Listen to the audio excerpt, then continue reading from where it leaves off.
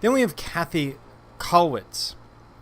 Now, she establishes herself in the art world dominated by men at the time by developing an aesthetic vision centered on women and the working class, focusing on those primary issues revolving around women and around the working class. Her representations of women, including her self-portraits, effectively communicated her subjects' predicaments during a period when women were still negotiating ways to represent themselves in art. With her naturalistic style appearing to be out of touch in an era that witnessed the birth of abstraction, her depictions of universal human experience will give depth and emotional power to her dense network of lines and contrast, which were reflective of her time. Now, the loss of her son during World War I leads to a lifelong exploration of the subject of mourning. She's constantly dealing with these issues of motherhood, mourning, womanhood, and we see them in images like this, where we see the small child who wants help but can't be helped by its mother, as if death itself is holding her back and preventing her from providing any kind of assistance. And you could imagine a situation like that.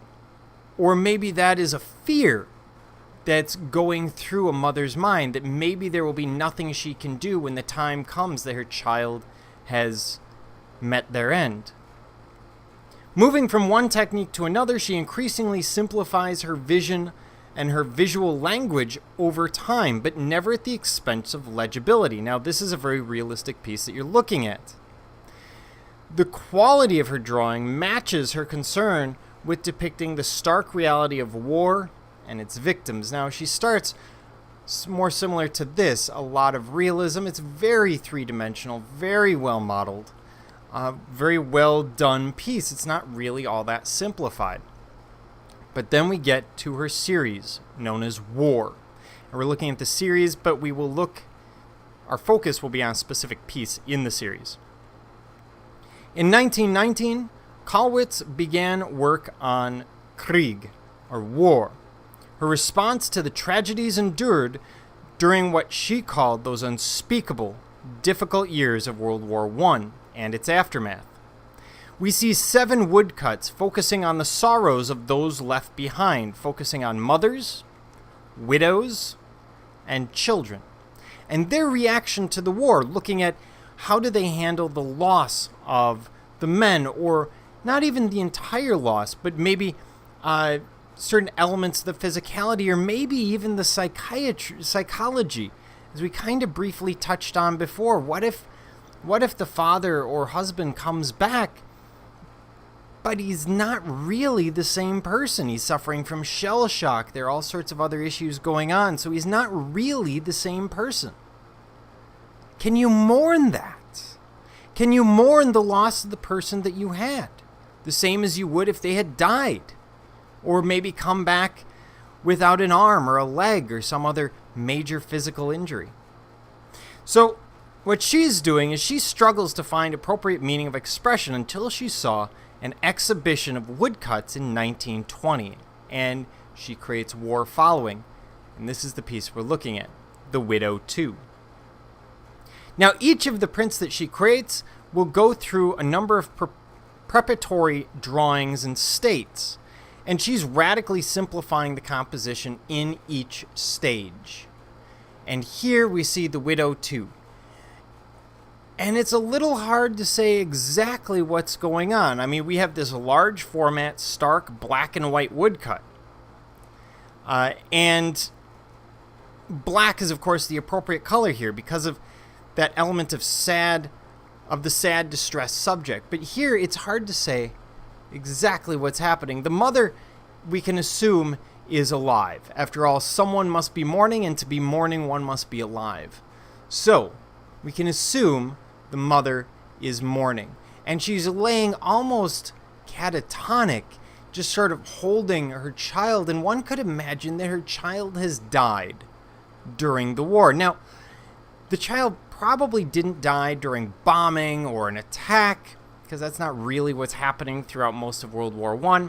Rather, it's probably the British naval blockade, which I'm bringing up a second time here. Of course, I brought it up earlier with Max Beckman. And the problem is, parents have to figure out which child they're going to feed. Because when you have a limited number of calories, if I split the food that I have amongst my 6 children, it's quite possible that I sit there and go, wow, there isn't actually enough. So once we get to a certain point, it may actually be better to start feeding the 3 strongest all of the food instead of giving everyone half as much and feeding all 6. You see where this is going? And at some point, that mother has to make the conscious decision to stop feeding one or more of her children. And then watch the child die. Listen to it scream. Listen to it beg. And can't do anything about it because there's nothing to be had. There's nothing to be done. Imagine what you would do in that situation and how you would react when the time comes that the child dies. I mean, this picture really captures that. You can imagine the child having just died and being held. The mother unable to forgive herself and knowing that she's going to have to go on because there are other children, but she's going to have to live with this pain for another 20, 30, 40 years. Put yourself in her shoes. Kollwitz is trying to get you to feel that pain, and through the image, through the stark black and white, you get the sense of what's going on. The mother had no choice. It's a black and white decision. Everyone dies or some die, but someone's got to die, and which one? And we're getting that through this black and white image. And it's realistic enough. There's enough detail. We know exactly what's going on.